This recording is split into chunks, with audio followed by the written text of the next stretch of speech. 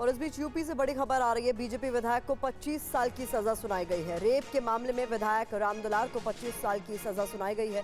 विधायक राम दुलार पर 10 लाख का जुर्माना भी लगाया गया है। सोनभद्र के दुद्धी से विधायक हैं राम दुलार।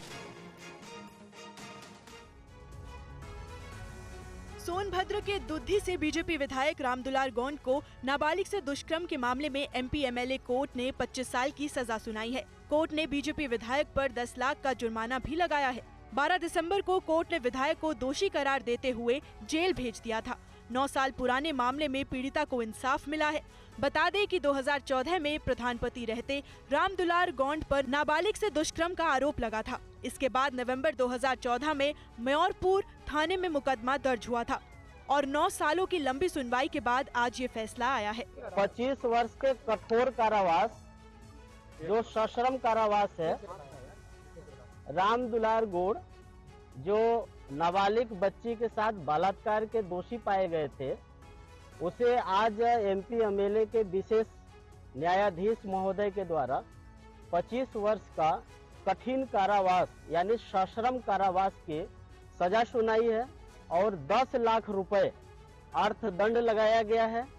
जो यह 10 लाख रुपए पीड़िता को पुनर्वास के लिए दिया जाएगा। मथुरा ईदगाह केस में मुस्लिम पक्ष को बड़ा झटका लगा है। सर्वे पर रोक लगाने से सुप्रीम कोर्ट ने इनकार कर दिया है। मुस्लिम पक्ष ने सर्वे पर रोक की मांग की थी। कल इलाहाबाद हाई कोर्ट ने सर्वे का आदेश दिया था। सर्वे पर रोक के लिए नई याचिका लगाने को कहा था।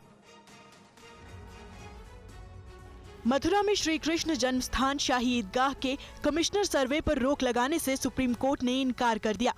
शुक्रवार को सुप्रीम कोर्ट ने मुस्लिम पक्ष की याचिका को खारिज करते हुए कहा कि अगर सर्वे से दिक्कत है तो प्रॉपर तरीका अपनाएं। इसके बाद सुनवाई पर विचार किया जाएगा। आज मुस्लिम पक्ष ने एक इस अपने मैटर को मेंशन करके ये आज लगवाया था। उसमें ये हुआ है कि सर्वोच्च न्यायालय ने उनको कोई भी रिलीफ देने से मना कर दिया है। उन्होंने साफ कर दिया है कि आपने जो ये मेंशन करके मैटर लगवाया है, ये ऑर्डर हमारे समक्ष है ही नहीं, तो हम इसमें आपको कोई भी रिलीफ नहीं दे सकते हैं। लिहाजा अगर आपको कोई भी रिलीफ अगर चाहिए तो प्रॉपर प्रोसीजर फॉलो करें और फॉलो करके उसमें आप अपना एसएलपी फाइल करें और जब उस समय जब आएगा मैटर तब हम देखेंगे कि क्या हो सकता है इसमें। श्री कृष्ण जन्मस्थान मामले में इलाहाबाद हाईकोर्ट ने गुरुवार को बड़ा फैसला सुनाया था। हाईकोर्ट ने उत्तर प्रदेश के मथुरा में श्री कृष्ण जन्मभूमि मंदिर से सटे शाही ईदगाह परिसर की अदालत की निगरानी में एडवोकेट कमिश्नर की टीम के जरिए सर्वे की अनुमति दी।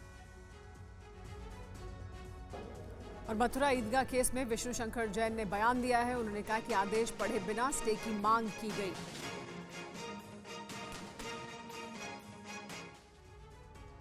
बहुत इम्पोर्टेंट आदेश है और मुझे लगता है कल जो इलाहाबाद हाईकोर्ट ने ऑर्डर पास किया था 30 पेज का, बहुत वेल रिटन ऑर्डर था। ऑर्डर 26 रूल 9 की पावर्स एक्सरसाइज करते हुए एडवोकेट कमिश्नर नियुक्त किया गया है। अब कितने मेंबर का एडवोकेट कमिश्नर पैनल होना है, क्या मॉडलिटीज़ होनी है, ये सारी बातें 18 दिसंबर को तय की जाएंगी। गौरतलब ये है कि शाही ईदगाह मस्जिद और सुन्नी सेंट्रल वक्फ बोर्ड ने बिना उस ऑर्डर को, कल के आदेश को प्रॉपर SLP या एक फर्स्ट अपील चैलेंज किए हुए उस ऑर्डर को स्टे करने की मांग की। शायद यही वजह थी कि बार बार जो है जस्टिस ये कह रहे थे कि आपने इस मामले में कोई अपील नहीं दाखिल की है याचिका नहीं। हमने कॉपी भी नहीं देखी ऑर्डर की और आप चाहते हैं कि हम इसको स्टे कर दें। एक डिबेटेबल प्रश्न ये भी है कि सिंगल जज इलाहाबाद हाईकोर्ट के आदेश के खिलाफ क्या फर्स्ट अपील डिवीजन बेंच में जाएगी कि सीधे सुप्रीम कोर्ट आएगी।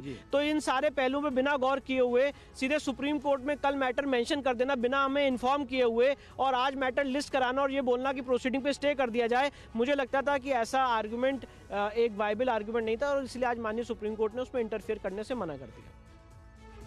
और अब आपको मथुरा से सीधे TV9 संवाददाता सुमन कुमार की रिपोर्ट दिखाते हैं। इसको देखकर आपको पता चलेगा कोर्ट के फैसले के बाद मथुरा का हाल कैसा है। मथुरा के श्री कृष्ण जन्मभूमि और शाही ईदगाह मस्जिद मामले में गुरुवार को इलाहाबाद हाईकोर्ट ने एक बड़ा फैसला सुनाया। हिंदू पक्ष की याचिका पर सुनवाई करते हुए अदालत ने अब मथुरा के शाही ईदगाह मस्जिद के कोर्ट कमिश्नर सर्वे की अनुमति दे दी है।